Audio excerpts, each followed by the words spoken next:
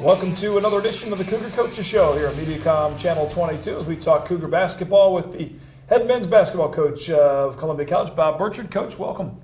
Thanks, Cosmo. We played a lot of ball since we last talked. It's been, seems like forever, but yeah, the season is here and it's a fun time around the calendar with the holidays up. Obviously, graduation this weekend for a lot of folks here, and then your season off and running, and already conference games ticking off the schedule.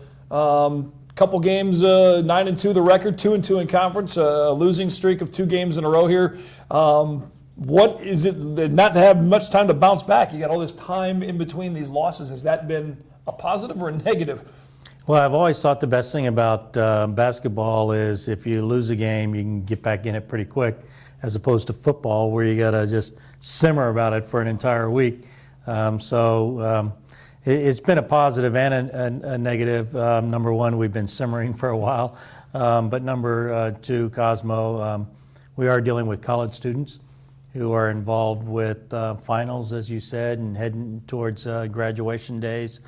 We are actually having one of our guys who will graduate in 3.5 years and still be able to play, but is in that process. That kind of week before finals week is really a heavy academic week. So from a student perspective, it's nice not to be traveling around and playing. From a competitive perspective, I guess we'd like to get out there and try it again. You had the road loss to Lyon, and then the overtime loss to Freed-Hardman. Let's jump back to the game against the Scots. I know they went on a big run in the first half. You guys opened up with a run in the second half, and kind of a classic AMC back and forth ball game, and a tough one on the road. It was. We knew it would be, Cosmo. I think their program is very strong. Coach Tapp there is somebody I've been familiar with for years, and it's just a very intelligent, efficient team. Their strengths are kind of our weaknesses, and so that we knew there was a contrast there. It's a big promotion night for them, like you get when you get on the road. They had a big crowd, and I think the momentum got away from us in that first half. We didn't have the services of John Meyer, who had hurt his ankle in our tournament previous to that, and I think that played some role in the game because their big kid had such a great game against us. So typical conference game on the road against one of the better teams. You knew it was going to be hard. I was proud that our guys got on a run, got the game turned. But it's hard to spot teams a lot of points on the road. And then the Freed-Hardman game was one that a foul at the end put them to the free throw line. They got it tied up and then got the deal done against you guys in overtime. Talk about that tough loss to Freed. Well, the last 2 games now have been overtime games with Freed, and it looks like a rivalry is building. I think probably the only negative to that, Cosmo, is that the proximity. I think our fans would love to be able to go to that game, and being in Henderson, Tennessee makes it a little bit different because it has a similar feel to the old McKendree games in terms of style of play and intensity of the matchup. We had a 1-point lead. They had the ball with 20 seconds, had to get one stop. We actually did get a great stop. Pep Stancil made a nice play on the ball, but it went out of bounds off of us. And so they had another crack at it, and we wound up fouling them. They hit one of the 2 free throws, and we went into overtime. And really, the overtime went down to the last possession as well. So it was a highly competitive matchup, a very good team. I wasn't totally disappointed in how we played, disappointed in the outcome, of course.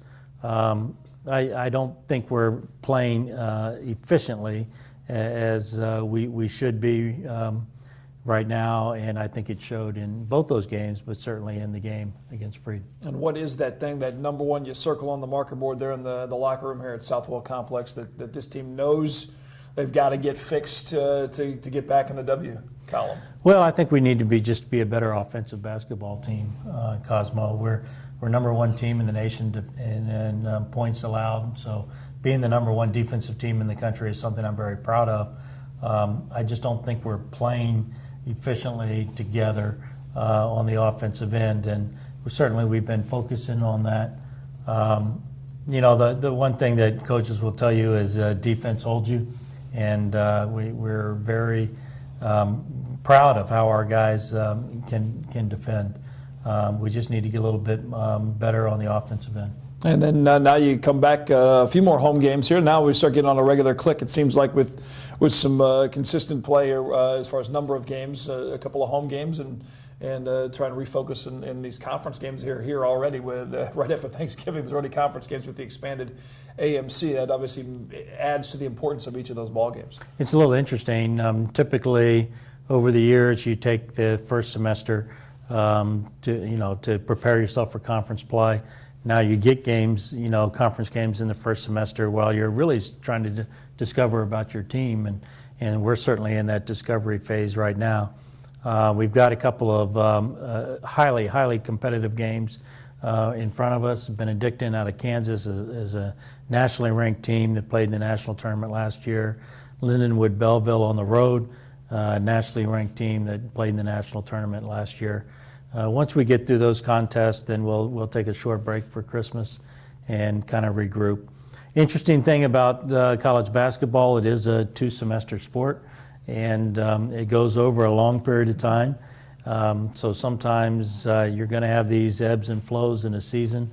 Our goal really is to be as consistent as we can, to not have these big stock market type swings, and obviously that's what we're going to be working towards as we work through some of these super tough games. Especially when you start swinging back around and seeing some of the teams later. Again, it's amazing the difference in a team. As you mentioned, your squad's with a lot of new faces and a lot of new players in some different roles, trying to figure out what their role is now. And by the time January and end of January, February starts clicking on the calendar, it's a whole new ballgame, not for you, but also for the opponents that you see. And obviously the location would flip on that schedule too.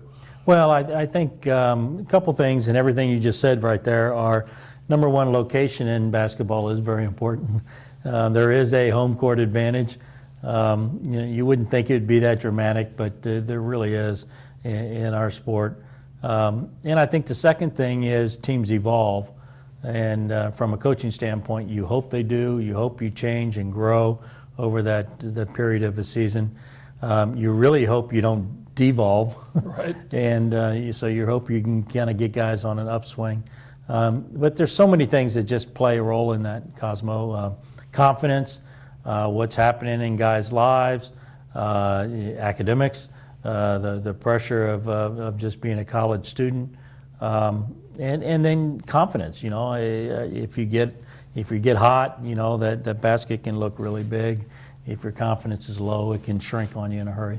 When we come back, we're going to talk about a couple of the student athletes on your team that are receiving some accolades, including Tanner Sutton and Zach Rockers, nominated for a big award. And then also I want to pick your brain on a couple of facility things going on with the soccer field makeover well underway. What was the term? Reupholstering the field? Is that is well underway. We'll come back, talk more with athletic director and head men's basketball coach at Columbia College, Bob Burchard, after this on the Coach's Show here on MediaCom Channel 22. MediaCom customers upgrade now for just $5 during our first ever $5 super sale. That's right. Add lightning fast internet up to 15 meg for just $5 a month. Or upgrade from Family TV to Prime TV with on-demand and stars for $5 more a month. Or for $5 a month, add lower cost phone with unlimited nationwide calling. Get our best upgrades for just $5 each a month for 1 year. MediaCom's $5 super sale. Call 888-SIMPLIFY. Talking Cougar basketball with the head coach of the Columbia College Cougars, Bob Burchard. A couple of your players. We'll start with Zach Rockers, the All-State Good Works nominee with 250-something players across the country at all levels of college basketball. He's nominated for his work in the community, volunteerism, and he works a lot with the Special Olympics. I just saw another deal where he and a couple of current players and a couple of former players were down in Jeff City area helping some kids shoot some free throws and throw some alley-oops to Patrick Massey, and just having a good time. He's very involved in the community and a well-deserved nomination. It is, Cosmo, and it's something that we're very proud of in a lot of aspects. Number one, Zach's, I think the prototypical Columbia College student. He's a great, absolute great student in the classroom. He's very involved in the community. He's a high-level player as well. So really, you're talking about the whole package. And to be nominated for that award, I think is special. It recognizes people who do good things, good works. And Tanner Sutton was fortunate enough to be one of the awardees last year and had a very amazing experience at the Final Four in Dallas. We hope Zach is chosen. We'll see how that goes. But to be nominated is really a neat deal. Yeah, Tanner on the court there in the Final Four with the presentation with 5 or 6 other athletes, and so we'll see how the process works out through the rest of the season. When do the final 6 nominees come out? You know, Well, I think it's right ahead of the Final ahead of Four, the so probably about a month out. So I would say late February. All right, and yeah, not just on the basketball court, but swinging the clubs for Coach Utley as well, right? Is he still playing golf? Or? He does, you know, and again, he's kind of the whole package. He's very involved in all aspects of the college community, also our community and Jeff City as well. So, and as a leader in that, Cosmo, as you said, you know, people like Zach have a tendency to drag others with them in a positive direction, and that's what we like to see. And he one of 3 to help get the Fellowship of Christian Athletes program kick-started here at Columbia College, and that continues to grow and thrive. You mentioned Tanner Sutton was one of the finalists of that award and honored at the Final Four. He is in the Century Club, his 100th win here a couple weeks ago. That's a big honor, and that means you've played on a lot of winning basketball teams. It sure does, Cosmo, and to do it as early as he did in his senior year is quite spectacular. You know, he's been an integral part of a lot of highly successful teams and continues to be that. Another very interesting stat, knock on wood, is that he has played in every single game over that time period. And that's a very difficult thing to do with everything that kind of happens with students and student athletes and injuries, et cetera. So we'll hope that streak continues. I hope I didn't jinx him, but you know, we're very proud of that Century Club. You know, and he joins a pretty elite class of college athletes. I talked to him after the first home game and congratulated him. I said, "Did you know?" He goes, "I knew it was close, but I didn't really know exactly when it was." And I think that says a lot too. That it's not necessarily something that dwells on, looks at numbers and goes, "Yeah, I can't wait to win 100." But in the back of your mind, you know, it's a big honor for him, and certainly puts him up there in just a select group of players that have made that honor here at Columbia College. When you start doing the math, it's pretty amazing. And you know, we talked about Devin Griffin and Wendell Crowder and the numbers they put up, and certainly Tanner's kind of on that same pace. And you, as you said, you have to have some really good teammates to be able to be that consistent. And it's a proud thing for us as coaches. And I know it's one thing he's going to cherish as he graduates. As we move from the coach's position to the athletic director role, the obvious improvement and change across the way at the R. Marvin Owens soccer field with the turf gone now, being leveled, and the press box facility and the locker room facility is just about completely framed. I know they're working both outside and inside over there. Kind of what is the rest of that makeover timeline going to be like, and that people can see over on the east side of R. Marvin Owens as they drive by on Range Line? You know, it's a fascinating project, Cosmo. We get more excited every time you see something occur. Fascinating thing about construction is we all know that so much subgrade work goes into place, and you wonder what's happening, and then all of a sudden structure goes up, and it seems like it explodes on the scene.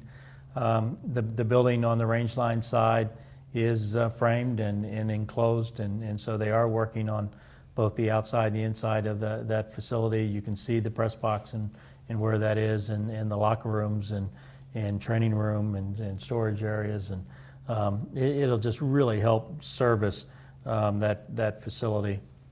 The major change has been the grading of the old field, and so much of artificial surface has to do with subsurface work. And so this is a very important stage of building that field.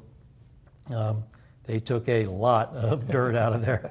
And, you know, one of the things that I certainly appreciate when watching, you know, this construction company work is the teamwork that it takes. to do projects like that. The actual brilliant talents that guys have to get the specs that are so close. I mean, in grading that field and watching the engineers work is really a piece of art. And so we're excited about it. It's fun to see structure. I think in spring we'll see a nice green soccer field out there that our teams and students and community is going to have a great deal of pride in. I think that's a big part of the reason to go to the turf is that there was so much that space that was not able to be used because of the surface. You didn't want to mess it up for the soccer programs, but now you have available for students to walk around the track on, sit out on a nice sunny day, do homework on. Intramurals can use it. Some other teams can use it for different practices or whatever the case may be. And of course, obviously the men and women's soccer programs next season. It's going to be a multi-use facility, Cosmo, and you just hit all the highlights. Yeah. And the critical thing for us was just being able to use it nonstop. And with a beautiful field like we had in the Bermuda and 2 soccer teams working on it, we had to be extremely protective of the grass because we practiced and played competitive games on that and intramurals. And so we had a lot of stay off the field signs. Right. And now we'll never have a stay off the field sign. We'll have a please come on the field sign. And we're looking forward to seeing it be used by all of our stakeholders. One final question, non-basketball related. A lot of people continue to be excited about and ask about the coming of the baseball program, and what is the timeline as far as when a coach may be hired and then the beginning process of putting a Cougar baseball team together. Tons of excitement, Cosmo, about that in the community and surrounding areas. We're getting applications, as you can imagine, as soon as the announcement was made. Really our focus is going to be to get through the spring season. We're going to announce the job heading into the spring season. We have a feeling that there are going to be head coaches out there that are currently involved with their teams. So we really didn't want to get ahead of that process and didn't think a coach of high character would be interested in leaving a team they currently have. So we'll actually look for the hiring process following the baseball season this spring. We're going to actually hire that person and have them on board for a year to recruit our team, and then we'll start competition in fall of 2016. So we've got a lot of work to do with that as well. Kind of like that construction project. There's a lot of subsurface things got to take place, and then all of a sudden you're going to see baseball, and we'll be super excited about that. And Tim Cornell just announced to me the other day that we've got our first track and field athlete that's specifically track and field, and a thrower. Nice. And so all of a sudden, here we go. We're going to have things being thrown around, right. I guess. And so we're excited about the additions and looking forward to building for the future. As long as they know they can't use Southwell to practice shot put, you're fine. Keep that outside. Things will be good. Bob, have a great Christmas, and we'll see Southwell some games coming up around the holidays, New Year as well. And good luck down the stretch for the Columbia College Cougars. Thanks, Cosmo. All right, Coach Bob Burchard, as we wrap up this edition of the Cougar Coaches Show.